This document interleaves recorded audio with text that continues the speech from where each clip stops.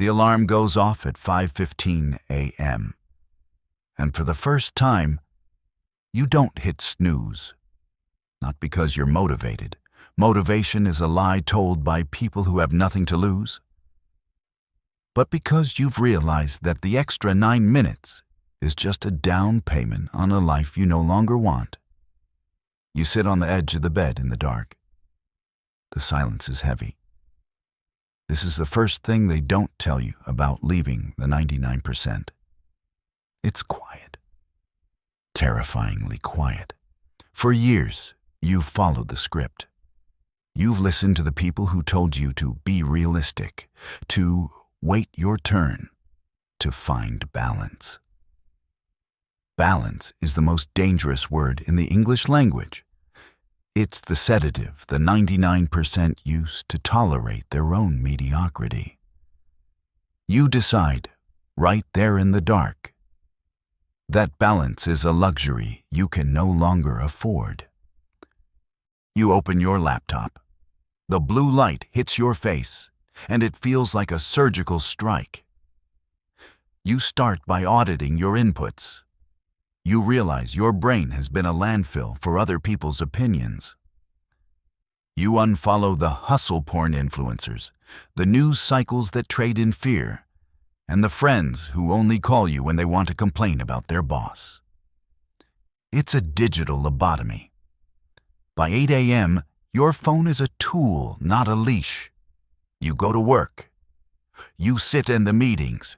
You listen to the 99% talk about the weekend, about the new Netflix series, about the person who offended them in the break room. You realize you're hearing a different frequency now. They are talking about events and people. You are starting to think about systems and leverage. You don't tell anyone what you're doing.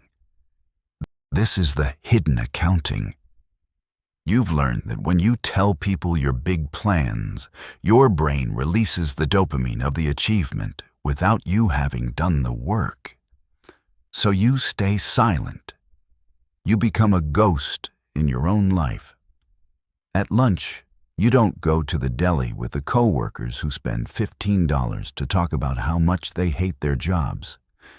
You sit in your car with a notebook. You map out your first unfair advantage. By day 20, the withdrawal symptoms kick in. The 99% advice starts whispering back, "Don't burn yourself out. You're acting different. Is this worth it?" You feel a physical ache in your chest, the friction between the person you were and the person you're becoming. You realize that realistic is just a fence built by people who were too afraid to climb. You close your eyes, you update the spreadsheet, and you realize that for the first time in your life, you aren't waiting for permission. You are the one holding the pen, and the ink is your own time. The 90-day mark is where most people quit. The novelty has worn off. The likes aren't there because you stopped posting for validation. The results are invisible to the naked eye, but the costs are becoming vivid. Your girlfriend asks why you don't want to go to the party on Friday. You say you're working on something. She doesn't ask what. She just looks at you with a mix of confusion and a growing distance that you know, deep down, you can't close. This is level 2.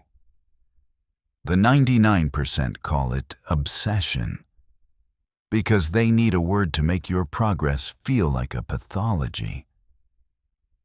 But you know better. You've started to see patterns.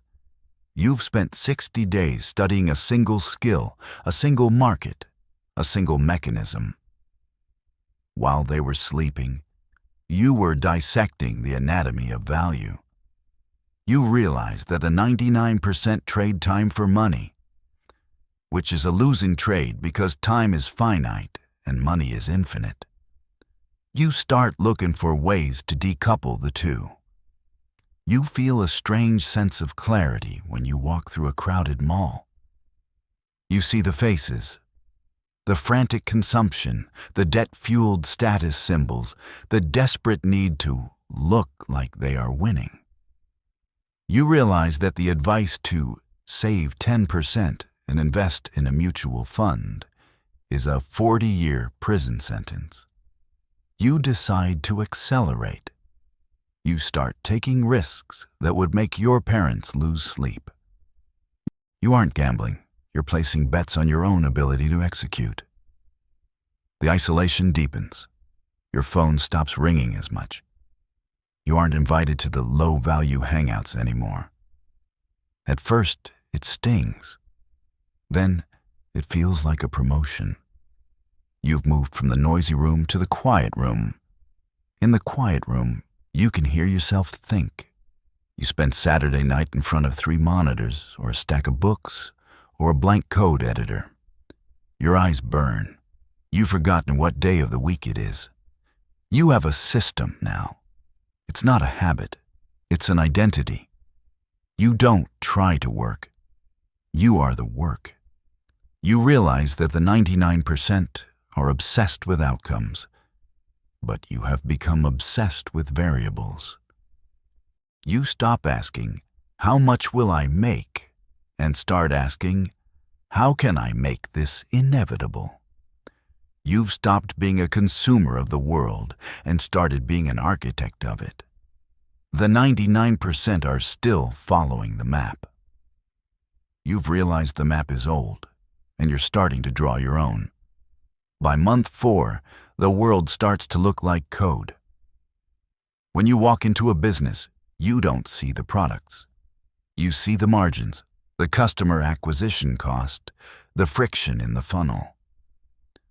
When you talk to people, you don't hear their words, you hear their incentives. You've stopped following the advice of the 99% because you've realized they are all hallucinating. They believe in safety in a world that is inherently volatile. Your bank account hasn't exploded yet, but the lag effect is about to end. You've been planting seeds in a basement for 120 days, and the first sprouts are breaking the surface. A contract is signed. A project goes live. A system you built starts generating revenue while you are brushing your teeth. It's only $200, then $500, then $2,000. It's not the amount that matters. It's the proof. It's the confirmation that the 99% were wrong. You feel a cold, surgical confidence. You've survived the social death of months 2 and 3. You've learned to manage the variance. The weeks where everything goes wrong and the data tells you you're a failure. You don't react. You've developed the trader's mindset. You don't judge the day by the harvest, but by the seeds you planted. Your relationships have changed irrevocably. The people you used to admire now seem slow. Not in intelligence, but in momentum. They are still debating the same things they were 4 months ago. They are still waiting for the perfect time. You realize there is no perfect time. There is only now and too late.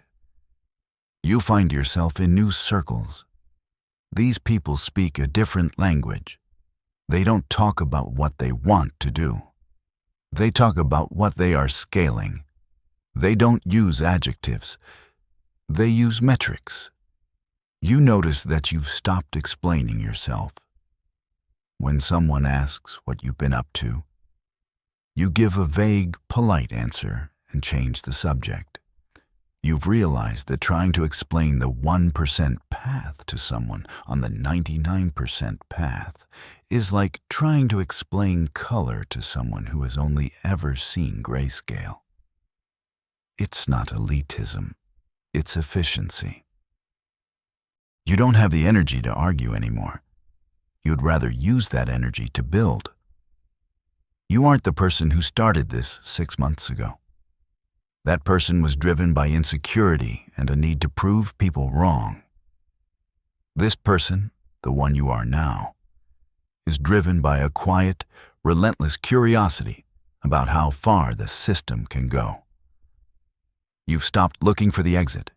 You've realized the game and is the prize. 6 months, it's Tuesday night. You're sitting in an apartment that feels different, even if the furniture is the same. The air is thinner here. You look at your screen, and the numbers finally match the vision. You've achieved in half a year what the 99% told you would take a decade. But as you stare at the confirmation of your success, you feel something unexpected. It isn't euphoria. It isn't a victory lap. It's an absence of surprise. You realize that you had already become this person months ago in the dark.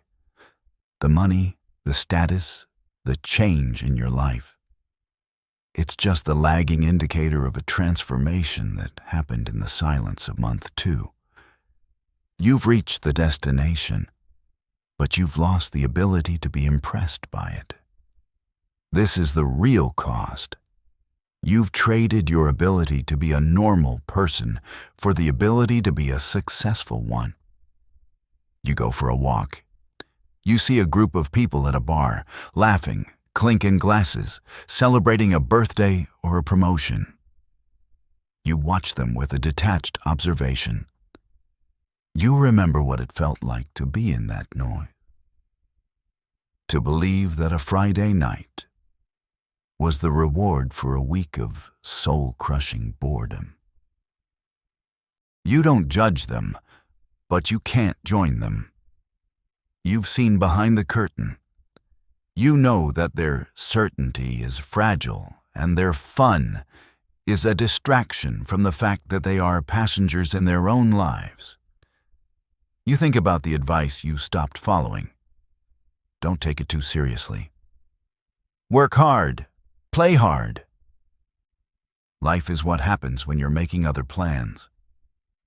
You realize those are just slogans designed to make the passenger life feel noble. You've chosen the pilot life, and you've realized the pilot doesn't get to drink during the flight. Your life has changed, but the most profound change is that you no longer need it to. You're no longer chasing a milestone to feel okay. You've built a machine that works, a mind that sees, and a spirit that had been forged in the isolation of the quiet room. Somewhere, right now, someone is setting an alarm for 5:15 a.m. They're tired. They're scared. They're listening to their friends tell them to be realistic. They're about to click buy on a course, or start on a project, or quit on a toxic job. They think they are embarking on a journey to get rich. They don't know yet that they are embarking on a journey to lose themselves. You smile, a small, tired smile. You pick up your phone. You don't check social media. You check the data. You make one small adjustment to the system. The market opens in 8 hours. You aren't excited. You're ready. Because while the 99% are dreaming about the life you have, you're already calculating the next move. And they will never, ever see you coming.